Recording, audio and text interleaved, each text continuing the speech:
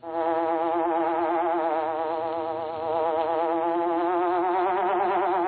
Green Hornet. He hunts the biggest of all game, public enemies who try to destroy our America. With his faithful valet Cato, Britt Reed, daring young publisher, matches wits with the underworld, risking his life that criminals and racketeers within the law may feel its weight by the sting of the Green Hornet. Ride with Britt Reed in the thrilling adventure of Hit and Run.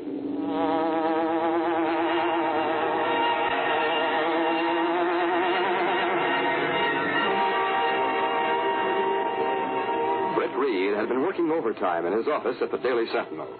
Miss Case, his secretary, had been on hand taking shorthand notes of the conversation between the young publisher and a man named Schuyler.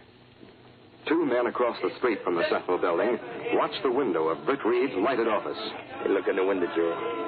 Schuyler's standing up shaking hands with Reed. Yeah, I can see him. He's just about to leave. That dirty squealer. He'll get all that's coming to him. Flash your light so Sammy can see it and be ready when Schuyler leaves the building. Well, thanks for coming up, Schuyler.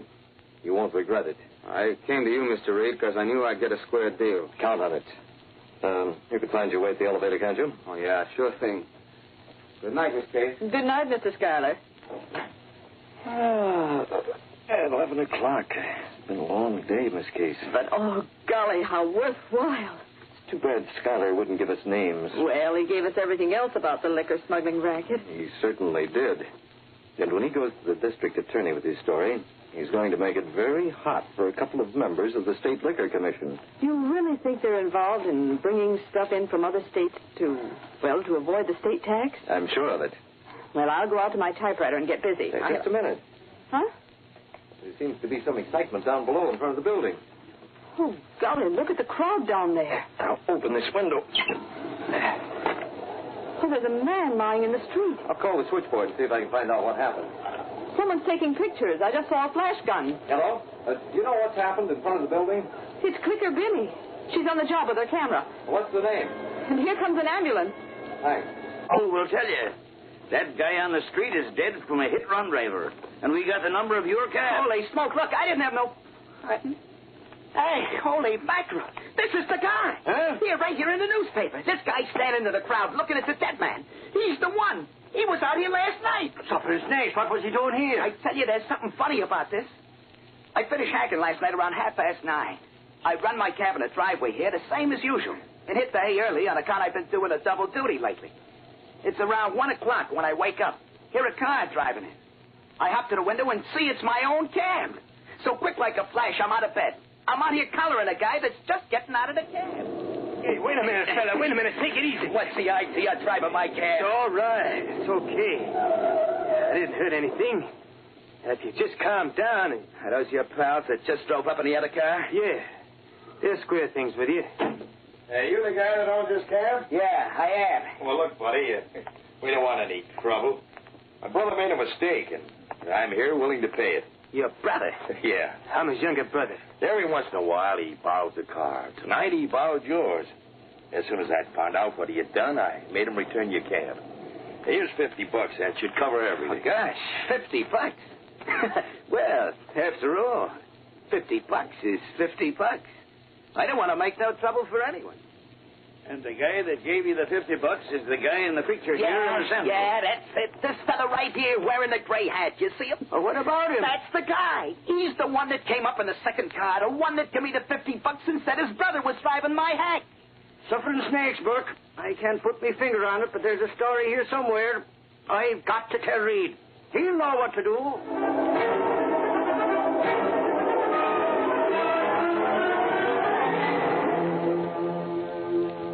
So I stuck right with Burke while he took Pete, the cab driver, into the cops' headquarters. Well, go ahead, expert. Then what? They brought in the cab, and some of the boys went over it. There were a few threads caught on the bumper, and it was proved that they came from Schuyler's overcoat. Then that was the hit-run cab. Yeah, but there were no fingerprints on it to back up Pete's story that someone else was driving it. What about Pete? He was booked on a manslaughter charge. What about his story of the man on the photograph? The cops don't take much stock in that. Oh. Well, Very well, Axford. Now you better take the rest of the day off and catch up on your sleep. Well, how about you, Mr. Reed? You've been up all night. Well, I want to talk to Police Commissioner Higgins. I think I'll call him up and see if he's free for lunch.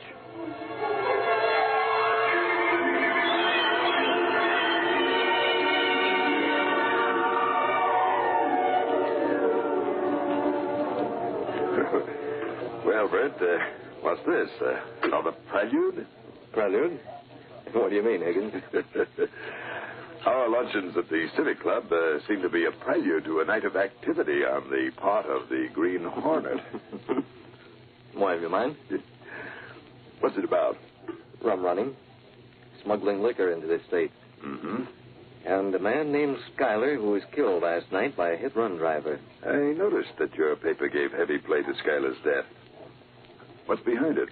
Well, I don't think his death was an accident. No? Schuyler was a member of the organization that's been smuggling liquor into the state. He wanted to get out. Out of the organization? Yes. He planned to go to the district attorney this morning and tell all he knew, including the names of the smugglers and the men on the liquor commission with whom they've been dealing.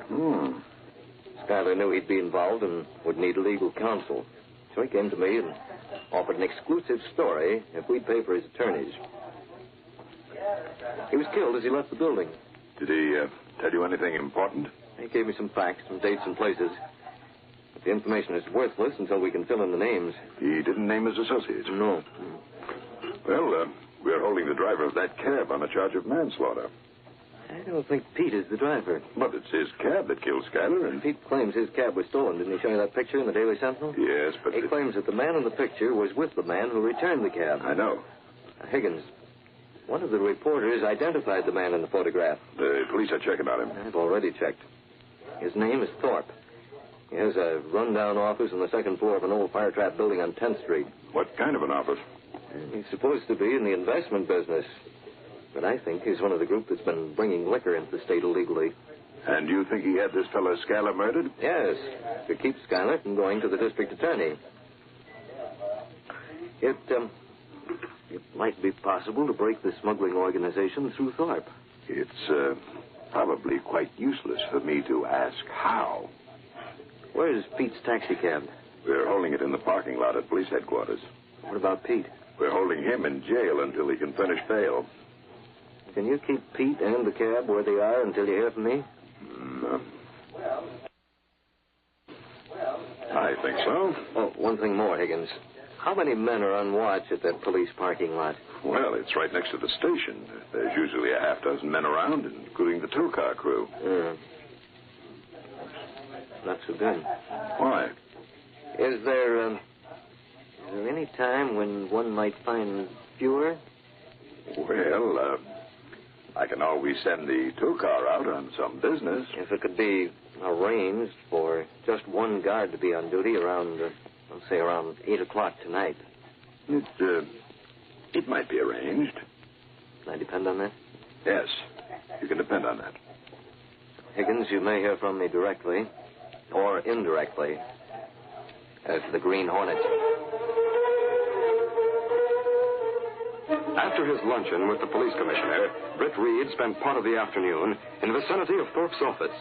He examined the old two-story building from all sides and talked to a number of people in the rundown neighborhood, asking questions about Thorpe and his associates. After dark in his apartment, he called Cato, his faithful Filipino valet, to his room.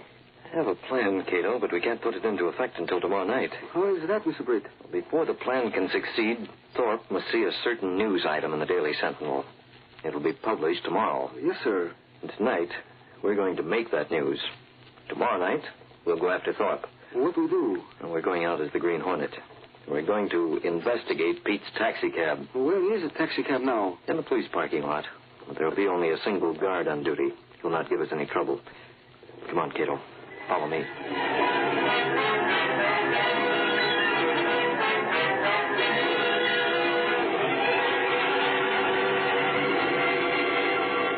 There were over half a hundred cars in the parking lots behind police headquarters.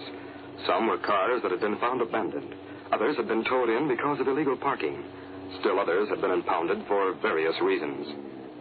Britt Reed parked the Black Beauty nearby. your face well covered, kiddo. Oh, yes, sir. There's the guard right over there. I see him. Pete's taxi cab is just beyond. You see it? Yes, sir. We'll get the guard from behind. I want him gagged and tied, but he must be completely conscious to see what we do. Quiet now. Take it easy, Copper. You won't be hurt. No use struggling. You're going to be gagged and tied. Behave yourself. We won't be rough. Get that rope around his wrist. That's it. I'll stay right here with him while I go through that taxi cab. Cato kept a close watch on the police guard, who in turn stared wide-eyed as the Green Hornet went through Pete's taxi cab in a search that was far more complete than anything the police had done. He pulled out the seats and threw them aside, and then the floor mats, and then with a flashlight and a small whisk broom, he swept the bare floor, both front and back, collecting the dust in an envelope. Soon he was finished. Then he returned to the guard. Sorry we had to inconvenience you. I'll call headquarters in a few minutes and tell someone to relieve you of that gag.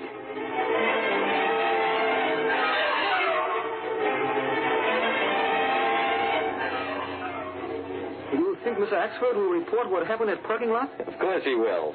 When his story comes in, I'll have a couple of suggestions. You will go to office now? Not just yet. I want to examine Thorpe's office, and this will be a good time to do it. Thorpe's office was dark and deserted, which was just what the Green Hornet wanted. He examined the building from the outside, then let himself in through a window off a fire escape in the rear. When his observations were completed, he sent Cato and the Black Beauty home and went to his office to be sure the Green Hornet's activity in the police parking lot would appear in the next day's newspaper. It was the following afternoon when Sam Bates came to Thorpe's second-floor office. He found Joe there ahead of him. Come in, Sam. Close the door. Said you wanted to see me, Thorpe. I do. I thought I told you to be careful while you were in Pete's cab. Careful? I was careful. What did you lose in the cab? Lose? I didn't lose nothing. You know how the cops went through it. They dusted it for fingerprints and everything else. Yeah, but did you read in the paper how the Hornet went through it? Well, what of it? He found something that proves you were in that cab. And if he can prove that, it'll prove that Pete told the truth and I lied to the cops. Then where are we? What'd he find? And how do you know he found anything? He called me up. What? Yeah, just a little while ago. He's coming here tonight. He says he's open to a proposition. What kind of a proposition? We'll talk about it when he gets here. He said he's got something he's willing to sell, and if we don't buy it, he turns it over to the cops. Think hard, Sam. You must have left something in that cab. But I tell you, Get it. Now, you be here at 9 o'clock tonight. You and Joe can be hidden in the other room. I'll talk to the Hornet, and when I give the signal, you boys come out with your guns ready. 9 o'clock, huh? Well, I'll be here.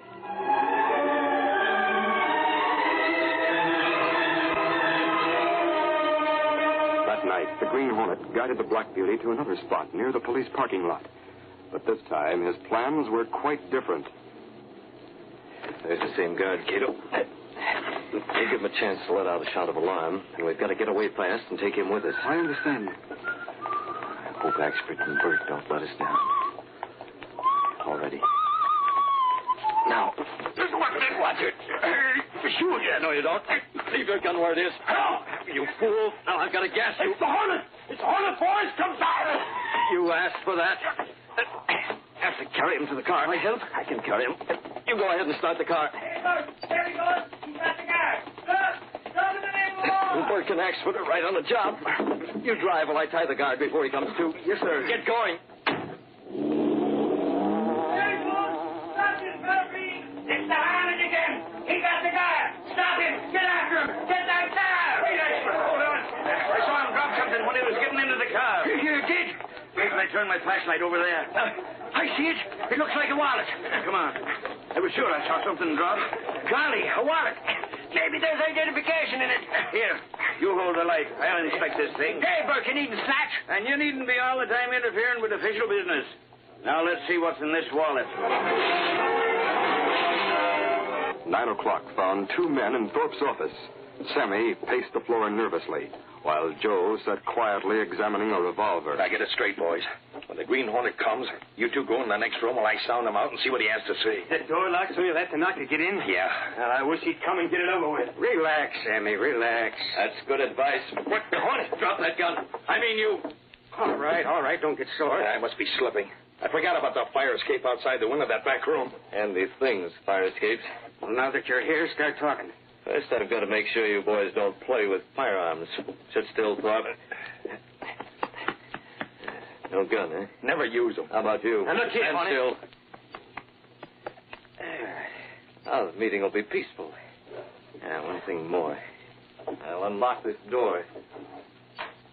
I might want to go out that way in a hurry. What's on your mind?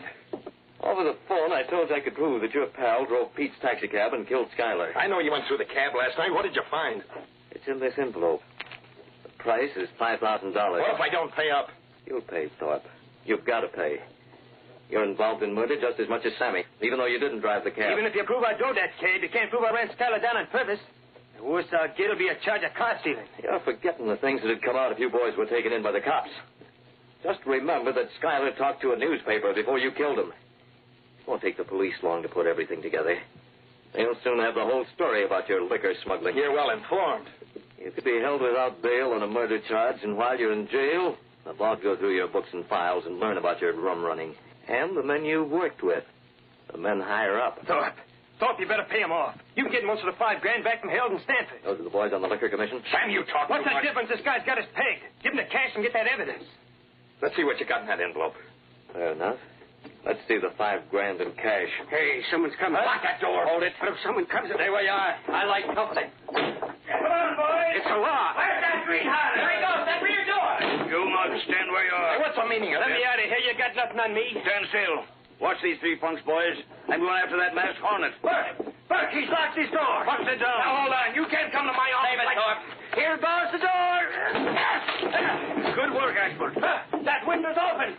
You guys keep an eye on Thorpe and his pals. All right, Burke, we got him. Burke, look outside this window. The guy that's here on the fire escape cuts up like a turkey for cooking. Get that gag out of his face. Burke, give me a hand first. I've got to drag him in. There he is. Now, I got my knife right here. There you are. Right. It was a Hornet. The Hornet brought me here. We know it. We found a wallet he dropped. It had Thorpe's address in it. Hornet's down there. You can see him getting into that car. Stop in. There he goes. We better get Now, after wait, him. Bert. Listen to me. I heard all that was said between Hornet and Thorpe. I heard plenty. Thorpe admitted that he and his pals murdered Schuyler. What? But that's not all. Thorpe named Harold and Stanford of the Liquor Commission. He was working with those two smuggling liquor into the state. What about? You'll find proof of everything in Thorpe's records, and as always. Come on, Buck. Let's go.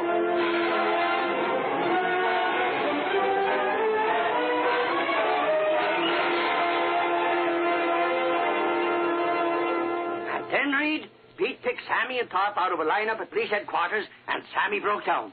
He turned state's evidence and told all about how Thorpe plotted to kill Schuyler. Well, you must have had a busy evening, Axford. Oh, that I did. And there'll be more tomorrow when the law calls on those two birds with the state commission. Good. But, what about that envelope you mentioned? The one the Hornet tried to sell to Thorpe? Yes. Nothing in it but dust. You know, Reed, what with abducting the guard and dropping that wallet and leaving the guard where it could hear what was said, the Hornet couldn't have been more help to the law if he was a special agent or the police commissioner himself. Axford, do you think the Green Hornet might be the police commissioner? No, but by golly, I sometimes think he'd make a good one.